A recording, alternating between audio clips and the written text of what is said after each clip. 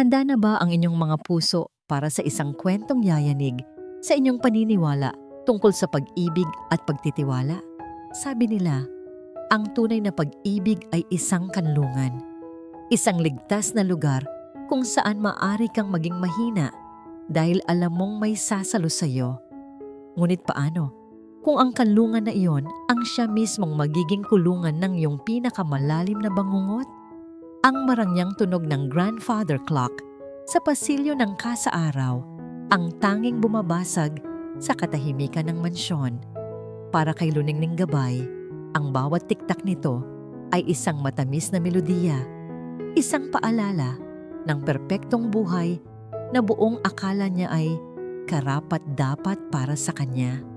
Habang hinihimas ang kanyang 8 buwang sinapupunan, isang ngiti ang sumilay sa kanyang mga labi. Dito sa loob ng tiyan niya, sa munting mundo na ito, naroon ang bunga ng pagmamahalan nila ni Apolaki, ang kanyang ubod ng gwapo, maalaga, at makapangyarihang asawa. Dahan-dahan siyang pumasok sa nursery na ilang buwan ding pinaghandaan ni Apolaki. Ang kisame ay pininturahan ng mga bituin na kumikinang sa dilim. Ang kuna na gawa sa pinakamahal na kahoy ay nakatayo sa gitna, naghihintay sa kanilang munting anghel. Kinuha niya ang isang pares ng maliliit na sapatos na gawa sa balat at inilapit ito sa kanyang pisngi. "Malapit na, anak ko," bulong niya. Ang kanyang tinig ay puno ng pananabik. "Makikita mo na ang daddy mo at makikita mo kung gaano kaganda ang mundong inihanda niya para sa'yo." Para kay Luningning, si Apolaki Montesero ay isang himala. Isang bilyonaryong hindi lang yaman ang ipinagmamalaki, kundi isang puso na puno ng pagmamahal, o iyon ang kanyang pinaniniwalaan. Ang bawat araw sa piling nito ay tila isang pahina mula sa isang fairy tale book. Upang sorpresahin ang asawa, naghanda siya ng isang espesyal na hapunan. Isang mamahaling steak, isang bote ng red wine na paborito nito, at mga kandilang nagbibigay ng romantikong liwanag sa kanilang malawak na dining area. Nakaayos na ang lahat nang marinig niya ang ugong ng sasakyan ni Apolaki. Ngunit nang pumasok ito, may kakaiba sa kanyang tindig. Ang nangiti na laging sumasalubong sa kanya ay tila pilit at hindi umabot sa kanyang mga mata. Ang halik na iginawad nito sa kanyang noo ay mabilis at walang init. "Kumusta ang araw mo, mahal?" tanong ni Luningning, sinusubukang iwaksi ang kaba na unti-unting gumagapang sa kanyang dibdib. "Pagod lang," maikling sagot ni Apolaki habang iniluluwag ang kanyang kurbata. Maraming nangyari sa opisina. Sinubukan ni Luningning na panatilihing masigla ang kanilang usapan habang kumakain sila. Ikinuwento niya ang paggalaw ng kanilang anak sa sinapupunan niya, ang mga plano niya para sa binyag. Ngunit ang mga sagot ni Apolaki ay matipid at malayo.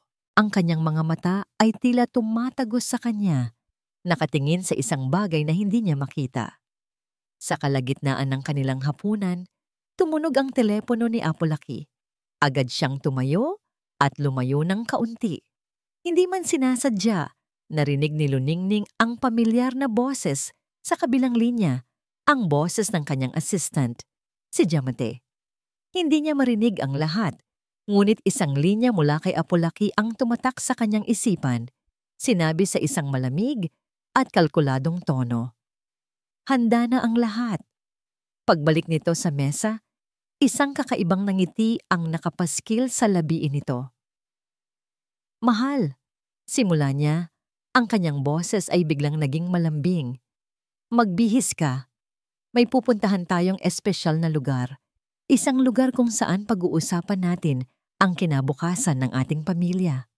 Kahit na may pag-aalinlangan, ang puso ni Luningning ay napuno ng kaunting pag-asa. Marahil ay may inihanda itong sorpresa. Marahil ay babawi ito sa pagiging malamig nito kanina. Mabilis siyang nagbihis ng isang simpleng maternity dress. Sa loob ng sasakyan, ang katahimikan ay mabigat. Walang musika, tanging ang tunog lamang ng makina. Inilagay ni Luningning ang kanyang kamay sa ibabaw ng kamay ni Apolaki na nasa manibela. Ngunit naramdaman niya itong nanigas. Hindi ito gumanti. Habang binabagtas nila ang daan, napansin ni Luningning na papalayo sila sa sentro ng lungsod ng Maharlika. Ang maniningning na mga ilaw ng syudad ay napalitan ng dilim. Ang mga pamilyar na kalsada ay napalitan ng mga bakubakong daan na napapaligiran ng matataas na talahib. Apolakyo nga, saan tayo pupunta? Hindi niya na natiis na itanong. Ang kaba sa kanyang boses ay hindi na maitago. Hindi ito sumagot. Nagpatuloy lang ito sa pagmamaneho hanggang sa huminto ang sasakyan sa harap ng isang malaki at kinakalawang na tarangkahan. Sa likod nito ay isang abandonadong gusali, isang bodega na kinakain na ng kalikasan at ng panahon. Sa isang kupas na signboard sa gilid, nabasa niya ang mga salitang tila isang mapait na biro. Bodega sa dulo ng pag-asa. Bumaling si Apolaki sa kanya.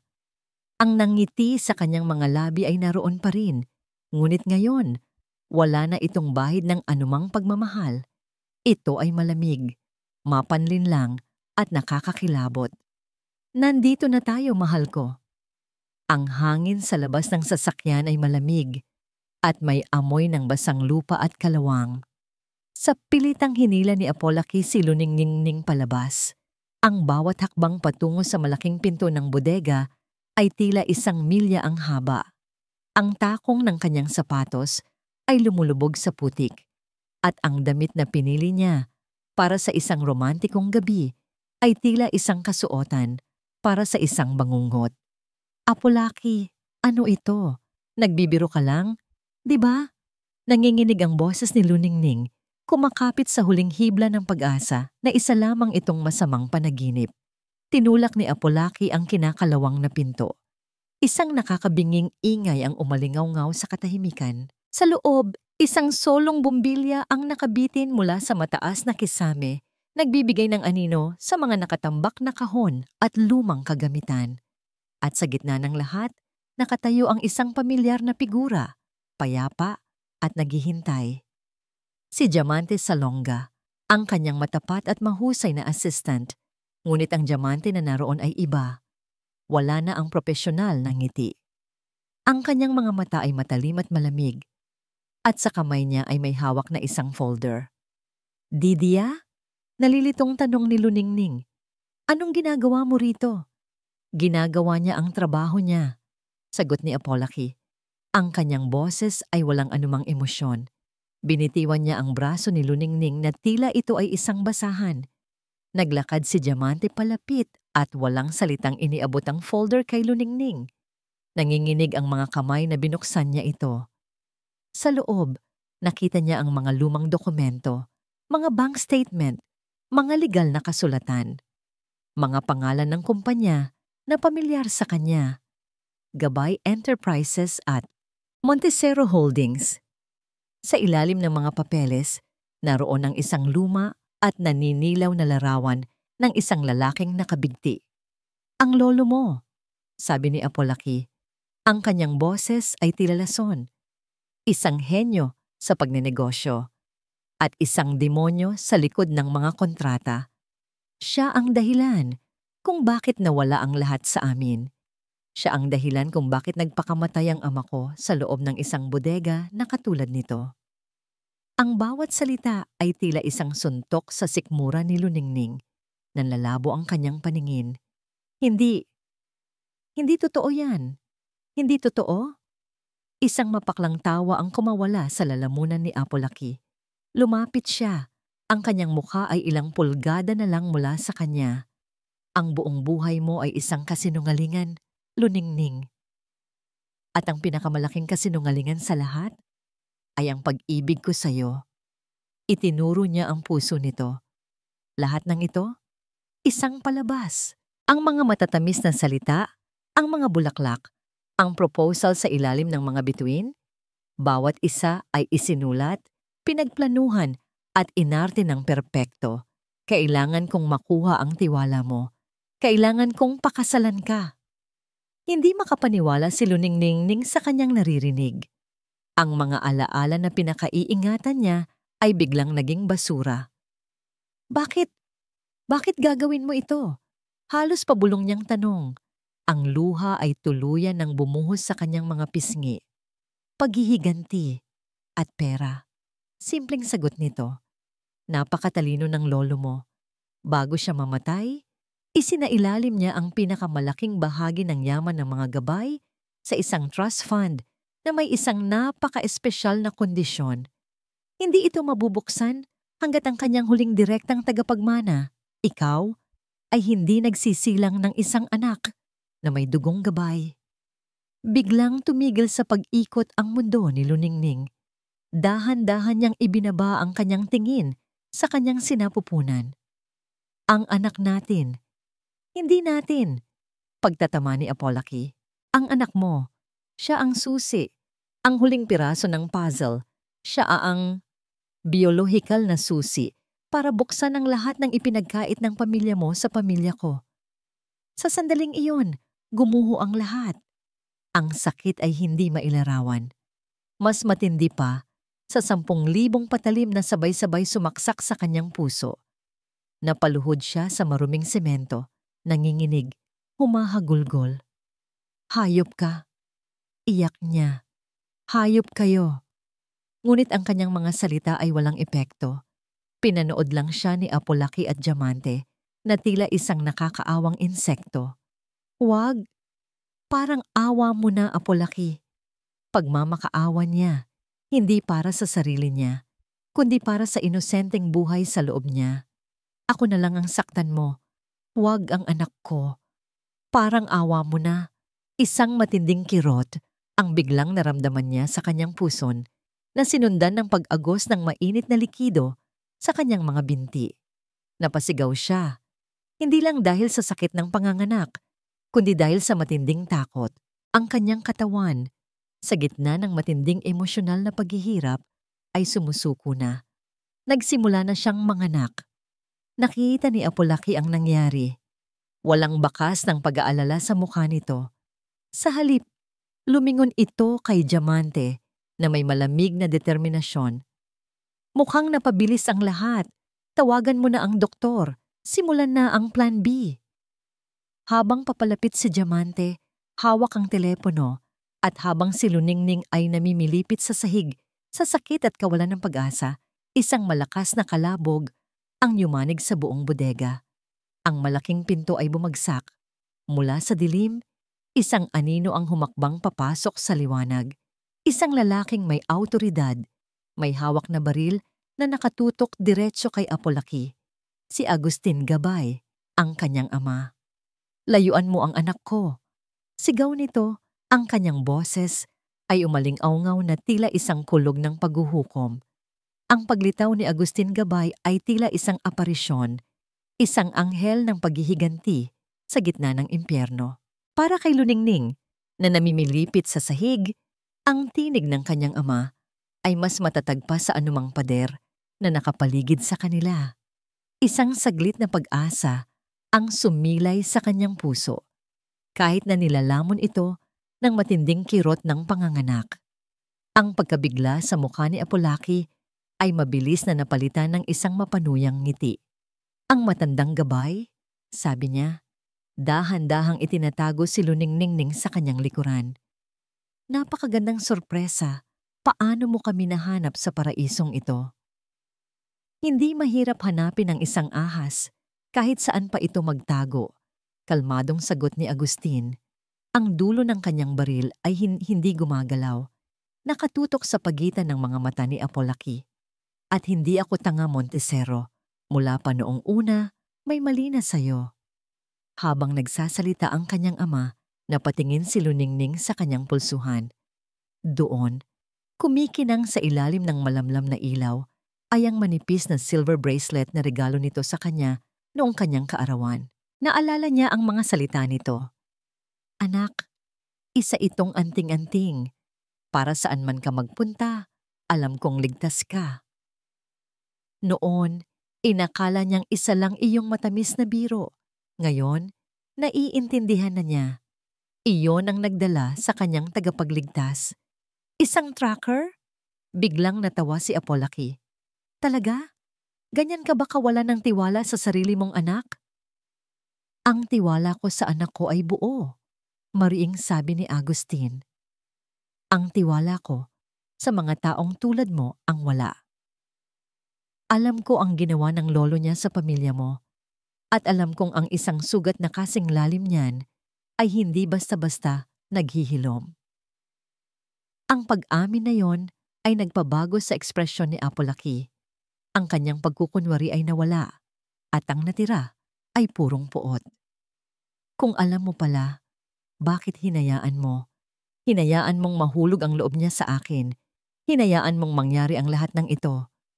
Dahil umaasa ako na mali ako. Sigaw ni Agustin. Ang kanyang boses ay unang beses na nagpakita ng lamat. Umaasa ako na ang pagmamahal ng anak ko ay sapat na para baguhin ka. Pero nagkamali ako. Ang mga tulad mo ay hindi na nagbabago. Ang kanilang pagtatalo ay tila isang laban ng dalawang hari. At si Luningning ay nasa gitna, isang bihag. Ngunit habang ang atensyon ng lahat ay nakatuon sa dalawang lalaki, isang anino ang dahan-dahang gumalaw, si Diamante. Sa isang mabilis at hindi inaasahang kilos, bumunot si Diamante ng isang maliit at kulay pilak na baril mula sa likod ng kanyang baywang. Ngunit hindi niya ito itinutok kay Agustin. Itinutok niya ito diretso sa ulo ni Luningning. Tama na yan, anya. Ang kanyang boses ay matinis at puno ng galit na ngayon lang narinig ng lahat. Nakakasawa na ang drama ninyong dalawa. Natigilan si Agustin at Apolaki. Maging si Apolaki ay tila nagulat sa ginawa ng kanyang pinagkakatiwalaang assistant.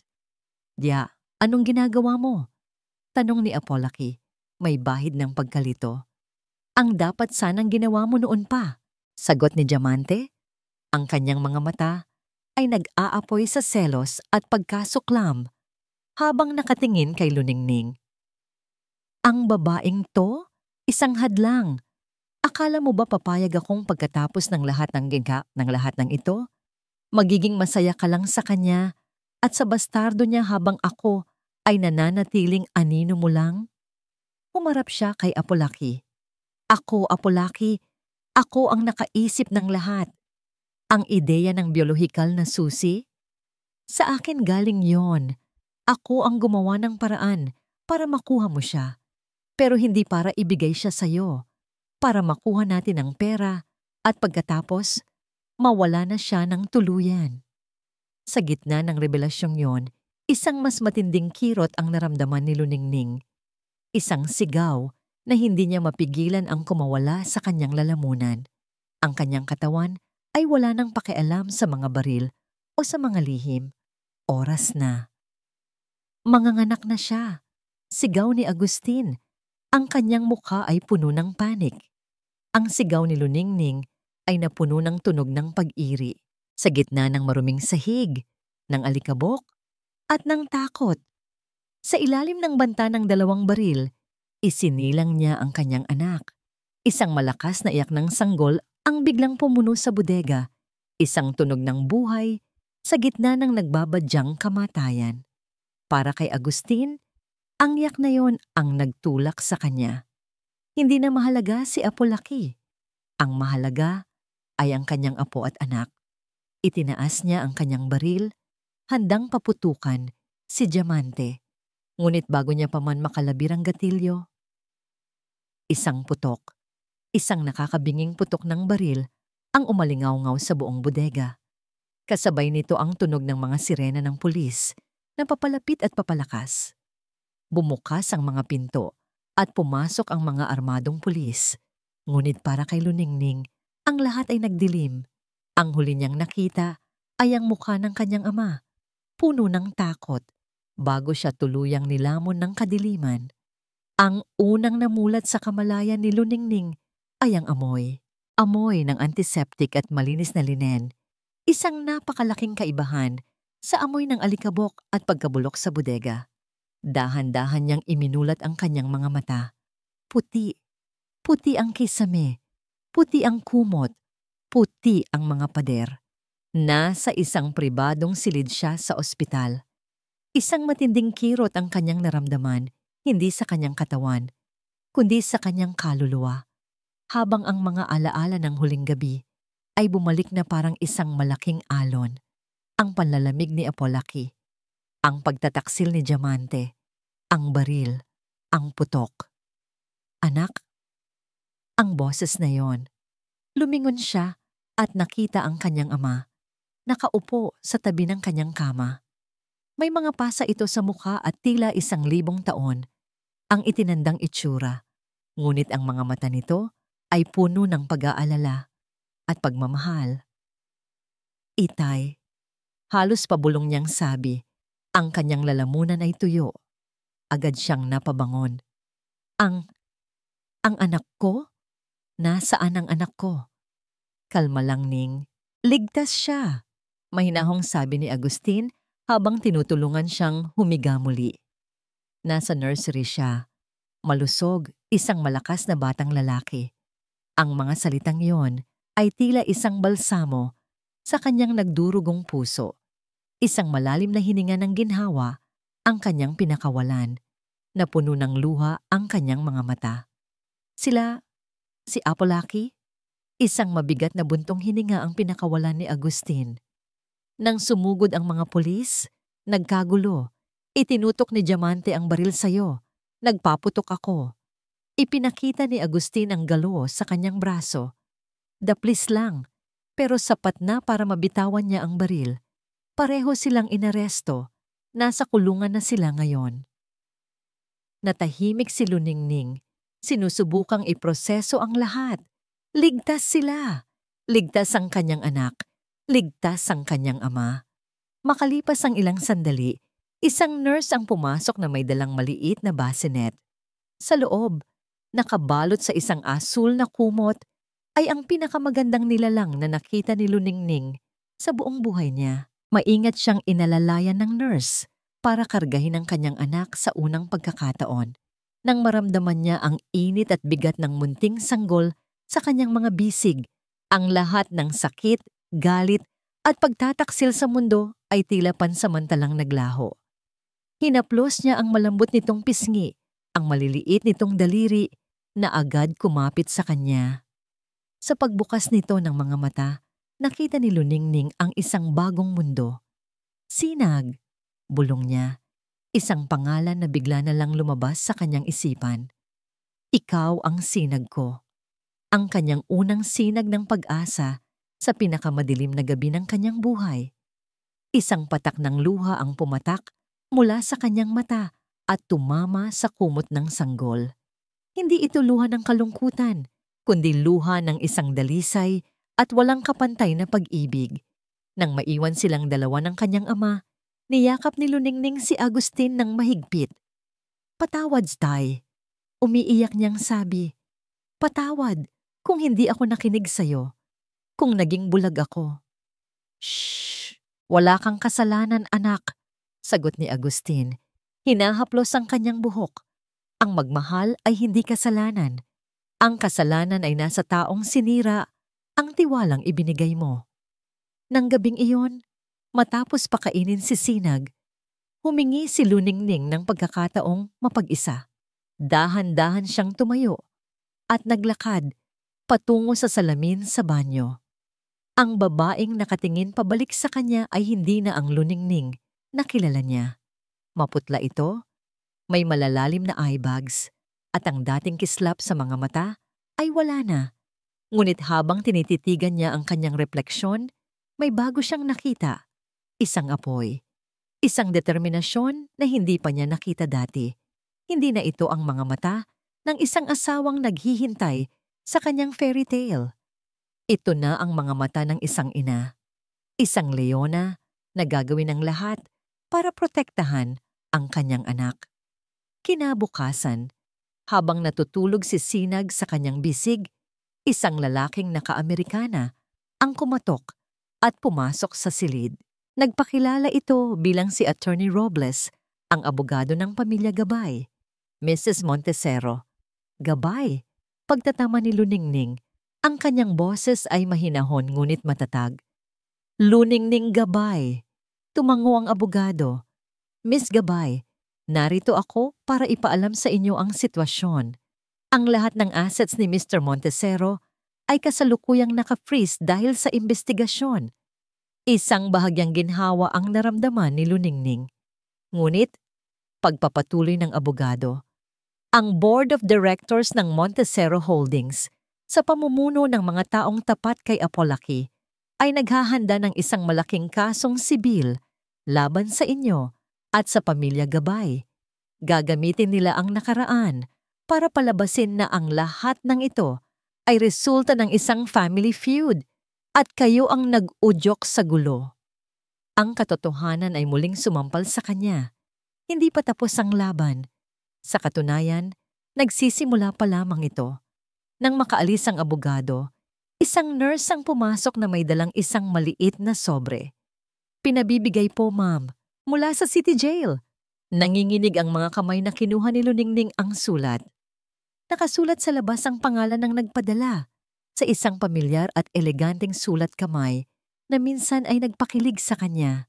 Ngunit ngayon ay nagdudulot ng matinding pagkasuklam mula kay Apolaki Montesero. Ang 4 na sulok ng selda ay isang malupit na paalala ng kanyang kabiguan. Ang amoy ng murang panlinis at ang lamig ng sementong sahig ay malayong-malayo sa halimuyak ng mamahaling pabango at lambot ng Egyptian cotton sheets saka sa araw. Ngunit para kay Apolaki Montesero, hindi ang pagkawala ng luho ang masakit. Ang masakit ay ang pagkawala ng kontrol. Hawak niya ang isang kopya ng sulat na ipinadala niya kay Luningning. Isang sulat na alam niyang dadaan muna sa mga mata ng warden bago makarating sa kanya. Hindi ito isang sulat ng pagsisisi. Ito ay isang manipesto. Isang deklarasyon ng digmaan na matagal nang natapos. Habang binabasa niya ang sarili niyang mga salita, muli niyang naramdaman ang apoy ng galit na nag-udyok sa kanya sa loob ng maraming taon. Luningning, basa niya sa isip. Huwag mong isipin kahit isang saglit na may pagsisisi sa puso ko. Ang bawat ngiti, bawat halik, bawat pangako ay isang sandata. Isang sandatang matagal kong hinasa para iparamdam sa iyo at sa pamilya mo ang sakit na ipinaramdam ninyo sa amin. Ang kanyang isipan ay lumipad pabalik sa nakaraan. Isa na namang flashback, isang multo na hindi siya tinatantanan. 14 na taong gulang pa lang siya noon. Naabutan niya ang kanyang ama, ang dating makapangyarihan at respetadong si Don Ignacio Montesero, na nakaupo sa dilim ng kanilang nariematang opisina, amoy alak at talunan. Sa unang pagkakataon, nakita niyang umiyak ang kanyang ama. Isang tahimik na pag-iyak na mas malakas pa sa anumang sigaw. Wala na, Aki. Basag ang boses na sabi nito. Kinuha na nila ang lahat. Ang demonyong Gabay na iyon, nilinlang niya ako. Kinabukasan, natagpuan nila itong nakabigti sa bodega ng kanilang dating pabrika. Ang imahe na iyon, ang imahe ng kanyang durog na ama, ang nagsilbing gasolina sa kanyang paghihiganti. Ang pag-iisip ay naputol nang dumating ang kanyang abogado. Mr. Montesero, bungad nito, ang mukha ay gusot sa pag-aalala. Malakas ang kaso laban sa'yo. Kidnapping, coercion, at si Mrs. Salonga ay nakikipagtulungan sa piskalya. Isang mapaklang ngiti ang sumilay sa labi ni Apolaki. Si Diamante ay isang ahas na ako mismo ang nagpalaki. Hayaan mo siya. May pera pa rin ako. May impluwensya. Makakalabas ako rito. Ang kanyang kayabangan ay nanatiling buo. Isang baluti na ayaw niyang hubarin kahit sa harap ng posibleng habambuhay na pagkakakulong. Pagkatapos ng kanilang pag-uusap, habang iginagapos ng isang gwardiya ang kanyang mga kamay para ibalik sa selda, natanaw niya ang isang pamilyar na eksena sa dulo ng pasilyo. Si Diamante, kasama ang sarili nitong abogado.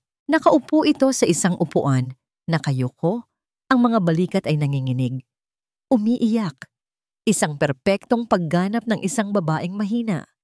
nalilito, at biktima. Bawat hikbi, bawat patak ng luha ay kalkulado. Kilala niya ang sining na yon. Sa katunayan, siya ang nagturo nito sa kanya. Ngunit may kakaiba. Ang abogado ni Diamante ay hindi mukhang natataranta. Sa halip, mukha itong kumpiyansa. Tumatango habang nakikinig sa kwento ng kanyang kliyente. Sa isang saglit, nagtama ang kanilang mga mata. Sa mga mata ni Diamante, wala ang takot o pagsisisi na inaasahan ni Apolaki. Ang nakita niya ay isang bagay na mas delikado. Ambisyon. Isang malamig at matigas na determinasyon. Sa sandaling iyon, naintindihan ni Apolaki ang lahat. Hindi lang siya niloloko ni Diamante para sa piskalya. Niloloko na rin siya nito. Gagamitin nito ang lahat ng nalalaman nito laban sa kanya. Gagawin nitong sarili ang kwento, kung saan si Apolaki ang nag-iisang kontrabida at siya ang kaawa-awang biktima na napilitan lang sumunod. Siya, na nag-akalang siya ang master puppeteer, ay ngayon napagtanto na isa na rin pala siyang puppet sa sarili niyang palabas.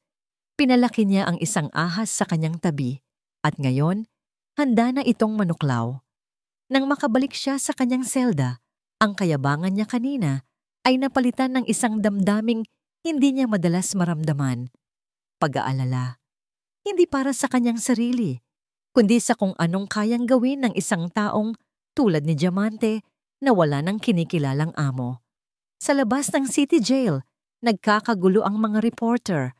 Sinalubong nila ang abogado ni Diamante. Attorney, anong masasabi niyo sa mga akusasyon laban sa kliyente ninyo? Tanong ng isang reporter.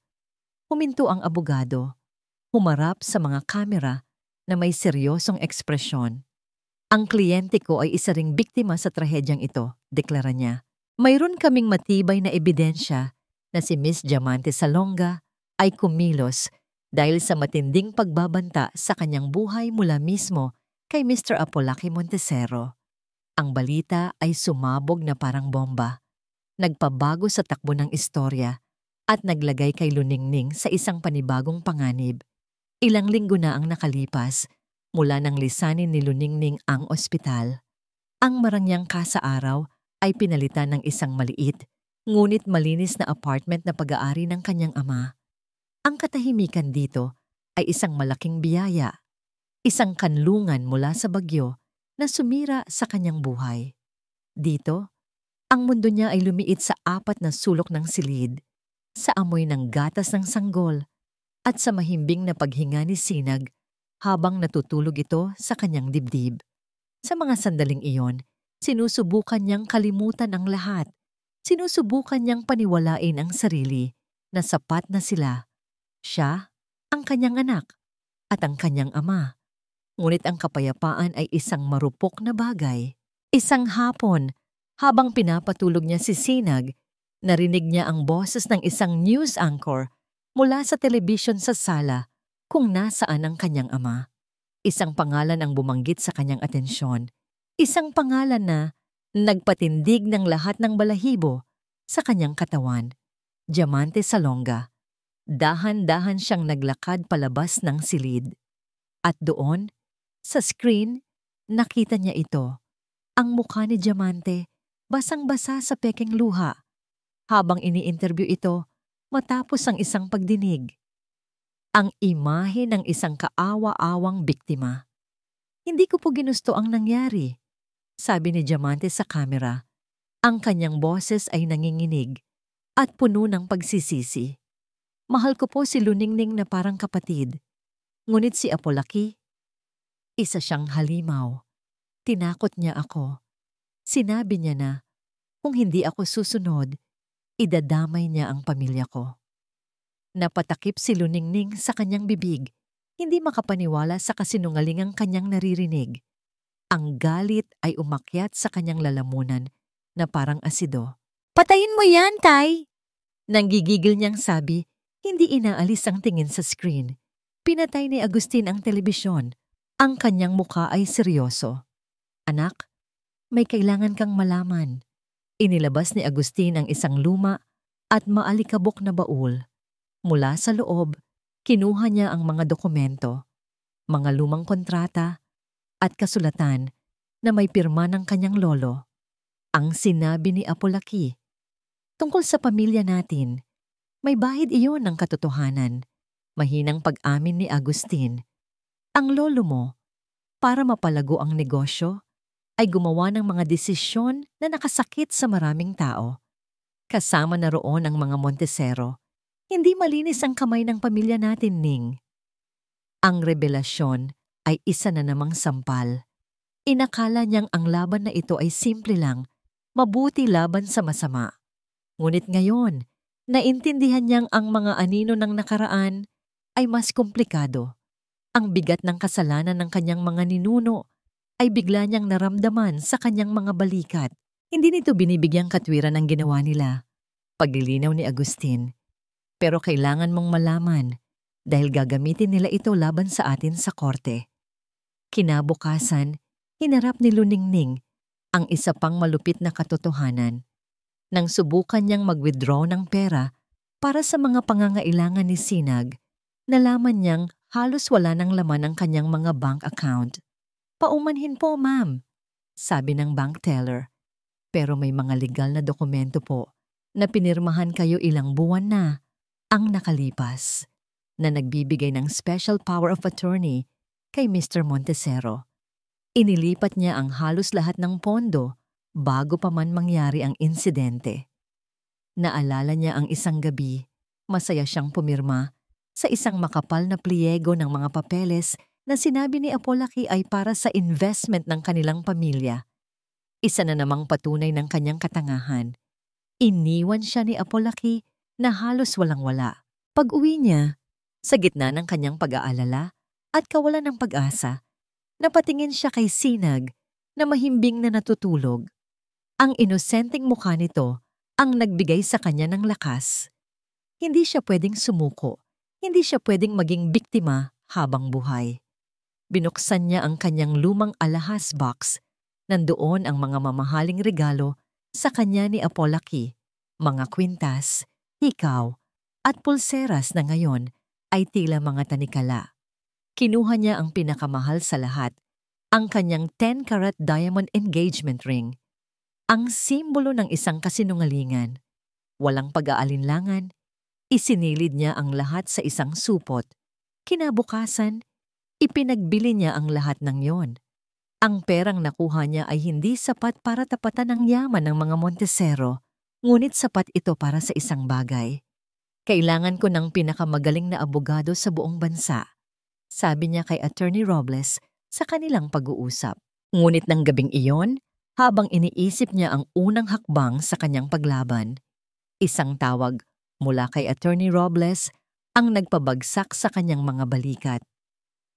Luningning, may masama akong balita, sabi ng abogado sa kabilang linya.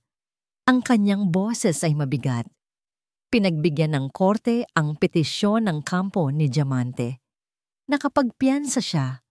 Malaya na siya habang hinihintay ang paglilitis. Ang ahas ay nakawala na sa kulungan.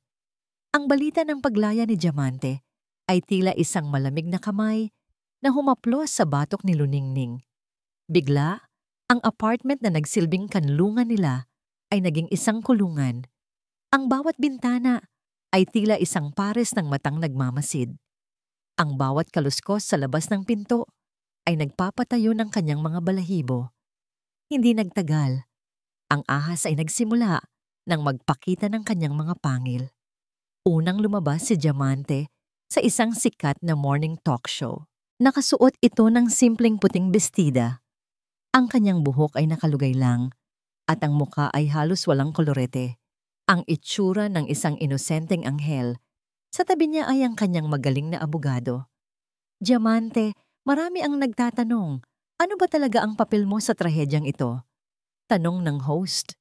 Huminga ng malalim si Diamante at isang butil ng luha ang pumatak sa kanyang pisngi. Ako po ay nagkamali, sabi niya. Ang kanyang boses ay basag. Nagtiwala ako sa maling tao. Si Apolaki, kaya niyang manipulahin ang lahat sa paligid niya.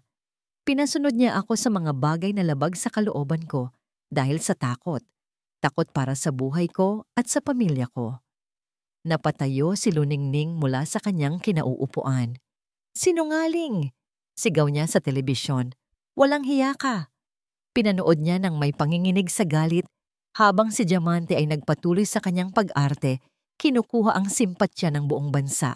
Ikinuwento nito kung paano niya sinubukang tulungan si Luningning sa abot ng kanyang makakaya nang hindi nalalagay sa panganib. Sa pagtatapos ng interview, siya na ang martir at si Luningning ay naging isang anino na lang sa kwento.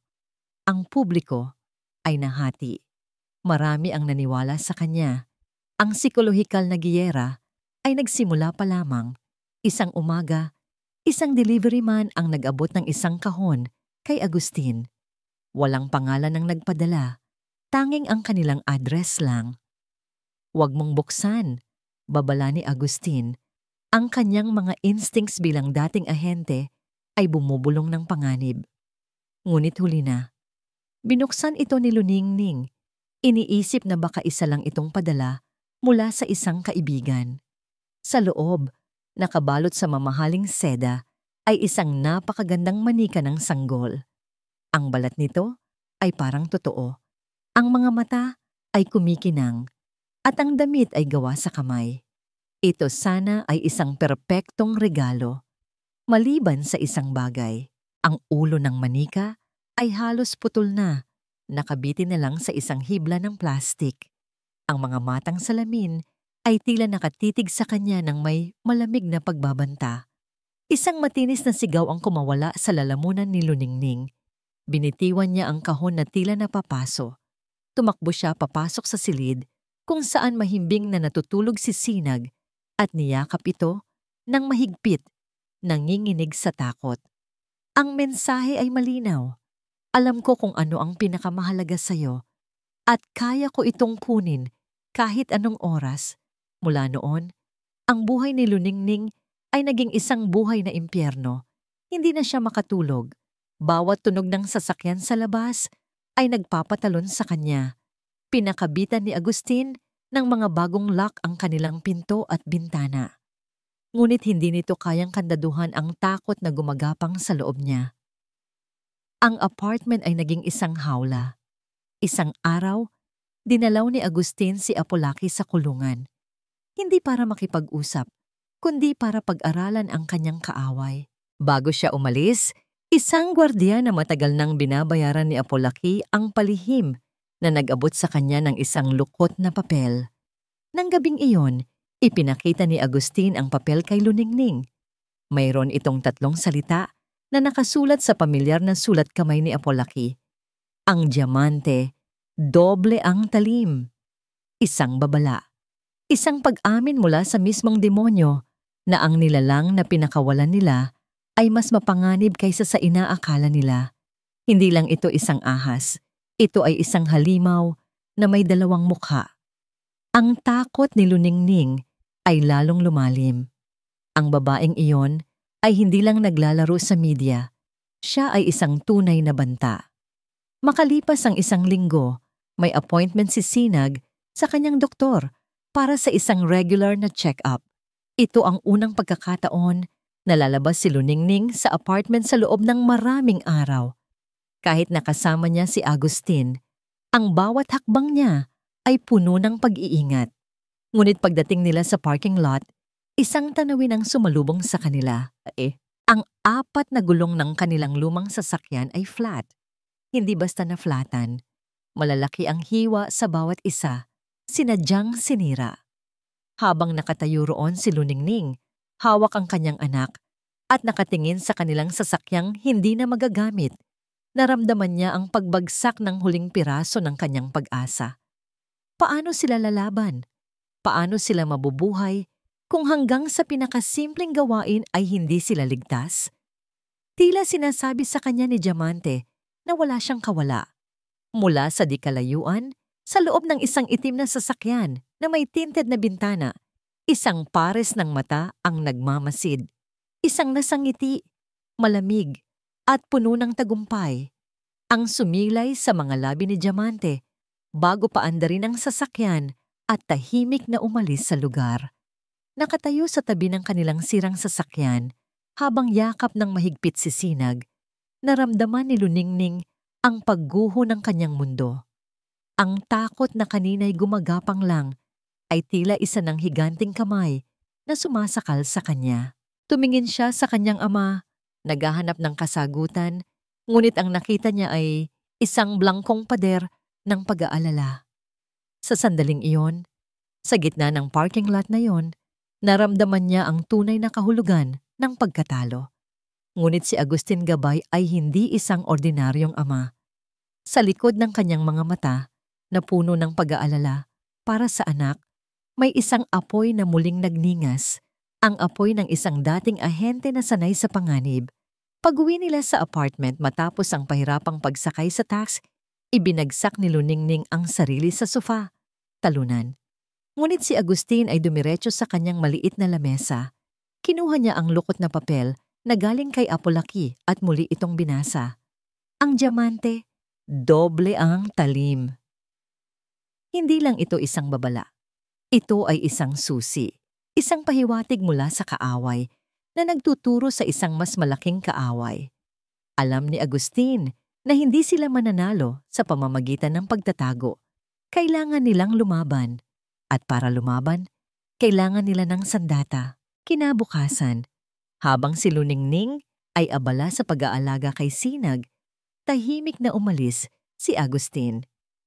Nagtungo siya sa isang maliit at madilim na kapihan, sa isang eskinita sa Quiapo, isang lugar na malayo sa mga matang mapanghusga. Doon, naghihintay sa kanya ang isang lalaking may pilat sa kilay at may mga matang nakakita na ng lahat. Si Rico, isa sa kanyang mga pinagkakatiwalaang kasamahan sa serbisyo noon. Gas, bati ni Rico, nakipagkamay. Mukhang malayo na tayo sa mga dati nating pinagkakaabalahan. Kailangan ko ng tulong mo, tol. Diretsong sabi ni Agustin. Walang paligoy-ligoy. Ikinuwento niya ang lahat. Ang tungkol kay Diamante, ang mga pagbabanta, ang kawalan nila ng ebidensya. Diamante Salonga, sabi ni Rico habang umiinom ng kape. Narinig ko ang pangalan na yan. Matalino, pero masyadong ambisyosa. Sige, titingnan ko kung anong makikita ko. Makalipas ang 2 araw, isang sobre ang palihim na iniwan sa kanilang pintuan. Sa loob, mga printout ng mga bank transaction. Mga transaksyon mula sa isang dummy corporation ng Montecero Holdings patungo sa isang offshore account sa Cayman Islands.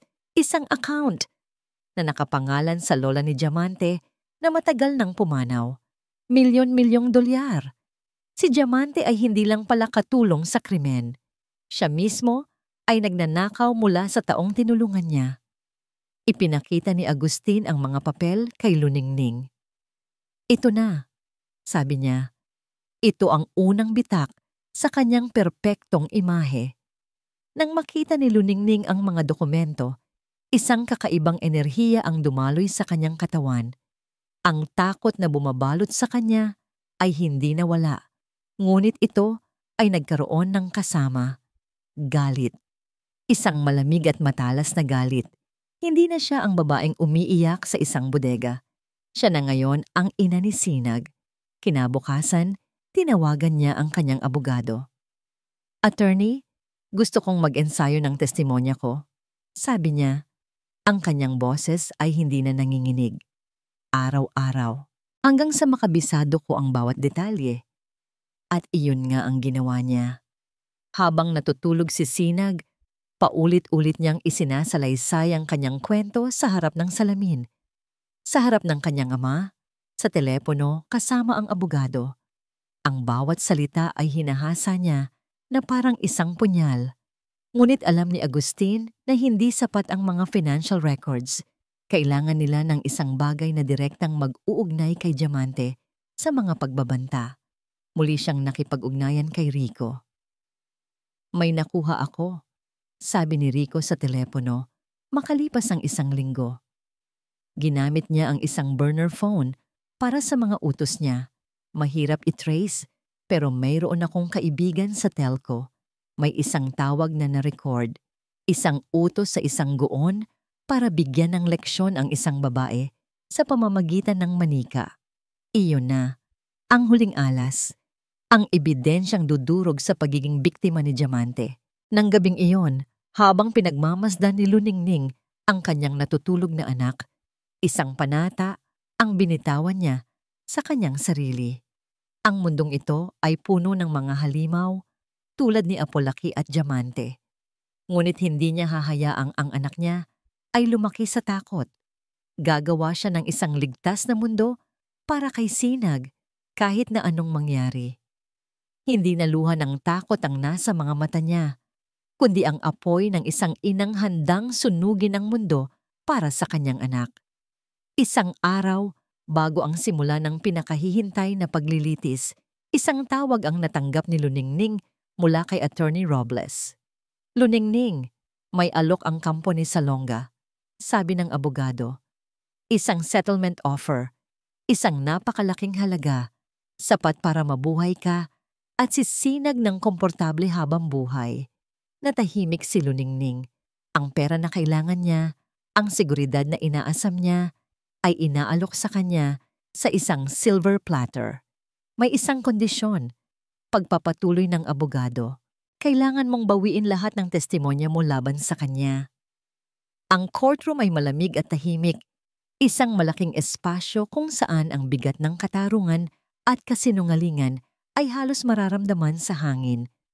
Para kay Luningning, ang bawat pag-upo sa matigas na bangko ay isang pagsubok ng kanyang determinasyon. Sa kabilang panig ng silid, nakaupo si Diamante, ang itsura ay mahinahon at halos banal sa kanyang simpleng kasuotan. Sa tabi nito, si Apolaki. Nakaposas, ang mukha ay isang blangkong maskara, ngunit ang mga mata ay matamang nagmamasid sa bawat galaw. Ang alok na settlement ay tinanggihan ni Luningning nang walang pag-aalinlangan. "Hindi nabibili ang katarungan para sa anak ko." Iyon ang sinabi niya sa kanyang abogado. Ang unang bahagi ng paglilitis ay isang perpektong pagtatanghal para sa kampo ni Diamante. Nang tinawag siya sa witness stand, ang kanyang pagganap ay walang kapintasan. Umiiyak niyang isinalaysay ang isang kwento ng takot, kung paano siya naging isang bihag sa mga plano ni Apolaki. Bawat salita niya ay tila totoo. Bawat hikbi ay nakakakuha ng simpatya mula sa jury. Tumingin siya kay Luningning nang may pagsisisi sa kanyang mga mata. "Patawarin mo ako, Ning," sabi niya. Sapat na para marinig ng buong korte. Wala akong nagawa. Naramdaman ni Luningning ang pag-ikot ng kanyang sikmura. Naramdaman niya ang mga matang mapanghusga ng mga tao sa paligid. Para sa kanila, siya na ang kontrabida, ang babaeng hindi marunong magpatawad. Pagkatapos, tinawag ang pangalan niya. The prosecution calls Luningning Gabay to the stand. Habang naglalakad siya patungo sa unahan, ang bawat hakbang ay tila 1 kilometro. Ang tunog ng kanyang takong ay umalingaw-ngaw sa nakakabinging katahimikan. Ngunit nang umupo siya at inilagay ang kanyang kamay sa Biblia, isang kakaibang kapayapaan ang kanyang naramdaman. Tumingin siya kay Sinag, naligtas sa mga bisig ng kanyang ama sa likurang bahagi ng silid. Para sa kanya ang laban na ito. Sinimulan niyang ikwento ang lahat. Ang kanyang boses, na ilang linggo niyang inensayo, ay kalmado at matatag. Hindi ito boses ng isang biktima, kundi boses ng isang survivor. Isinalaysay niya ang gabi sa bodega, ang banta sa buhay ng kanyang anak, ang bawat kasinungalingan ni Apolaki, at ang mas malalim na pagtataksil ni Diamante. "Objection!" Sigaw ng abogado ni Diamante. "Hearsay, walang basihan." "Sustained," sabi ng hukom, ngunit hindi natinag si Attorney Robles. "Your Honor, we would like to present our first piece of evidence." Ipinakita sa malaking screen ang mga bank statement, ang mga offshore account, ang pangalan ng lola ni Diamante. Isang bulungan ang kumalat sa buong courtroom. Nakita ni Luningning Ang unang lamat sa perpektong maskara ni Diamante. Nanlaki ang mga mata nito sa pagkabigla. Ang mga transaksyong ito ay nagpapatunay na si Mrs. Salonga ay hindi isang simpleng biktima. Deklara ni Attorney Robles, siya ay isang aktibong kasabwat na nagnanakaw mula mismo sa taong kanyang pinaglilingkuran, ngunit hindi pa sila tapos. Your Honor, pagpapatuloy ni Attorney Robles, we have one more piece of evidence, isang audio recording, isang pindot sa laptop, at isang boses ang pumuno sa silid. Isang boses na malamig, walang emosyon, at pamilyar sa lahat, ang boses ni Diamante. Hindi ko kailangan ng gulo. Simple lang, isang manika. Siguraduhin mong halos putol ang ulo. Ipadala mo sa address na binigay ko. Walang bakas. Bigyan mo siya ng isang babala na hinding-hindi niya malilimutan. Katahimikan. Ang katahimikan sa loob ng courtroom ay mas malakas pa sa anumang sigaw. Ang lahat ng mga mata ay napako kay Diamante. Ang kanyang mukha ay namutla na parang papel. Ang kanyang maskara ay tuluyang nawasak. Kasunungalingan yan, sigaw niya. Hindi na mapigilan ang sarili. Tumayo siya, nanginginig, at itinuro si Luningning. Gawa-gawa niya lang yan. Isa siyang desperada. Gusto niyang makuha ang lahat ng pera. Miss Salonga, umupo ka. Utos ng hukom, ang kanyang martilyo ay pumukpok ng malakas. Ngunit huli na. Ang kanyang pagwawala, ang kanyang mga mata na puno ng galit at pagkasuklam, ay nagpakita na sa lahat ng naroroon ng tunay na halimaw sa likod ng mukha ng anghel. Bago matapos ang lahat, hinarap ni Attorney Robles si Luningning sa huling pagkakataon. Miss Gabay, bakit ninyo tinanggihan ang settlement offer na milyon-milyong piso? Tumingin si Luningning hindi sa abogado, kundi diretso sa mga mata ng jury. Tumingin siya kay Diamante at sa huli kay Apolaki. Dahil may mga bagay sa mundo na hindi nabibili ng pera, sabi niya, ang kanyang boses ay malinaw at matatag. Ang kapayapaan ng isip, ang kaligtasan ng aking anak, at ang katotohanan. Abang ang jury ay naghahanda ng lumabas para mag-deliberate, isang huling tingin ang ibinigay ni Luningning kay Apolaki. Sa unang pagkakataon, ang nakita niya sa mga mata nito ay hindi galit o pagkasuklam. Ito ay isang bagay na mas komplikado. Isang bakas ng paghanga at marahil, isang hibla ng pagsisisi. 6 na buwan na ang lumipas. Ang hangin na humahalik sa pisngi ni Luningning ay hindi na hangin ng lungsod ng Maharlika na may amoy ng polusyon at ambisyon. Ito ay hangin dagat, maalat, malinis, at may dalang pangako ng katahimikan. Mula sa beranda ng kanilang maliit na bahay sa tabi ng dagat, pinanood niya ang kanyang ama, si Agustin, habang karga-karga nito si Sinag, na ngayon ay isa ng malusog at bibong sanggol. Ang tawa ni Sinag, na sinasabayan ng alon, ang pinakamagandang musika sa pandinig ni Luningning.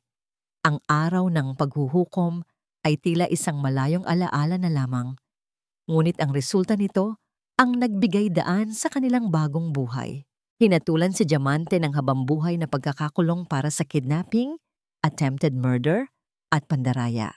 Ang kanyang mga kasinungalingan ay bumagsak na parang isang kastilyong buhangin. Si Apolaki naman, bagamat may bigat pa rin ng kasalanan, ay nabigyan ng mas mababang sentensya dahil sa kanyang kooperasyon sa huli. Ang 2 taong sumira sa kanyang buhay ay nasa likod na ng rehas, katarungan. Sa wakas, nakamtan din nila. Naalala ni Luningning ang araw matapos basahin ang hatol. Kasama ang kanyang abogado, pinirmahan niya ang isang kasulatan. Isang kasulatan na nagsasabing isinusuko niya ang lahat ng karapatan sa pinag-aawayang trust fund ng mga gabay. Ang yaman na naging sanhi ng lahat ng kanyang pagdurusa, pinili niyang manatili na lamang sa isang maliit na bahagi, sapat para makapagsimula sila ng kanyang anak. Sigurado ka ba rito, anak? Tanong ni Agustin noon. Oo, tay. Sagot niya. At sa pagpirma niya sa papel, naramdaman niya ang pagtanggal ng isang mabigat na kadena sa kanyang puso. Ang pera na yan ay may sumpa. Ang kailangan lang namin ni Sinag ay simpleng buhay. At iyon nga ang kanilang natagpuan. Ang kanilang buhay ngayon ay simple. Sa umaga, gigising sila sa sikat ng araw. Hindi sa tunog ng alarm clock. Maghahanda siya ng almusal habang si Agustin ay nag-aalaga kay Sinag. Sa hapon, maglalakad sila sa dalampasigan. Hahayaang dumampi sa kanilang mga paa ang buhangin at ang dulo ng mga alon. Ang dating designer clothes ni Luningning ay napalitan na ng mga simpleng bestida at shorts. Ang kanyang mga braso na dati puno ng alahas ay ngayon, ang tanging palamuti ay ang kanyang anak. Isang hapon, habang nag-aayos siya ng mga lumang gamit, isang sulat ang dumating para sa kanya. Ang selyo ay mula sa Bilibid Prison. Kinabahan siya, ngunit hindi na ito ang dating takot. Binuksan niya ito. Sa loob, isang piraso lang ng papel. At sa gitna, nakasulat sa pamilyar na eleganteng sulat kamay ni Apolaki, ay iisang salita lamang. Patawad. Walang paliwanag, walang pagdadahilan. Isang salita lang. Tiniklop ni Luningning ang papel. Naglakad siya palabas patungo sa dalampasigan kung saan malakas ang hangin. Hindi siya umiyak. Hindi siya nagalit. Dahan-dahan niyang binitiwan ang papel at hinayaang tangayin ito ng hangin. Palayo ng palayo. Hanggang sa maging isa na lang itong puting tuldok sa karagatan bago tuluyang maglaho. Tapos na. Malaya na siya. Kinaumagahan, ginising siya ni Agustin bago pa man sumikat ang araw. Halika anak, may gusto akong ipakita sa inyo ni Sinag. Binuhat niya ang kanyang natutulog na anak at sumunod sa kanyang ama sa labas. Umupo sila sa buhanginan, nakaharap sa dagat na kulay abo pa sa dilim. Tahimik silang naghintay. At pagkatapos, nagsimula ito. Isang manipis na linya ng kulay kahel ang lumitaw sa dulo ng karagatan. Dahan-dahan itong kumalat, nagpinta sa kalangitan ng kulay rosas, lila, at ginto. Ang kadiliman ay unti-unting nagbigay daan sa liwanag. Nang ang unang sinag ng araw ay tumama sa kanilang mga mukha, ngumiti si Luningning. Hindi ito ang ngiti ng isang babaeng nagpapanggap na masaya sa isang marangyang buhay. Hindi ito ang pilit na ngiti ng isang taong nasasaktan. Ito ay isang tunay na ngiti. Isang ngiti ng kapayapaan, isang ngiti ng pag-asa, isang ngiti ng isang babaeng dumaan sa pinakamatinding dilim, ngunit sa wakas ay natagpuan ang sarili niyang bukang liwayway. Niyakap niya si Sinag at hinalikan sa noo. Sa piling ng kanyang anak at ng kanyang tapat na ama, sa harap ng isang bagong umaga, alam niyang nasa tamang lugar na siya. Sa wakas, nakauwi na siya. At dito po nagtatapos ang kwento ni Luningning, isang paalala na kahit gaano pa kadilim ang gabi, laging may bukang liwayway na naghihintay. Ang tunay na lakas ay hindi nasusukat sa yaman o kapangyarihan, kundi sa kakayahang bumangon, magpatawad at piliin ang kapayapaan. Maraming salamat po sa inyong pagsama sa amin sa paglalakbay na ito. Ano po ang aral na inyong natutunan sa kwentong ito? At anong klaseng kwento naman ang gusto ninyong marinig sa susunod? I-comment nyo lang po sa ibaba. Hindi dito nagtatapos ang ating paglalakbay. Marami pa pong kwentong kasing ganda at mas puno ng aral dito sa aming channel. Kung nagustuhan nyo ang kwentong ito, i-like, i-share sa pamilya at mga kaibigan. At mag-subscribe na rin para lagi kayong updated sa mga susunod pa naming kwento. I-click nyo ang notification bell para kayo ang unang makarinig kapag may bago kaming upload.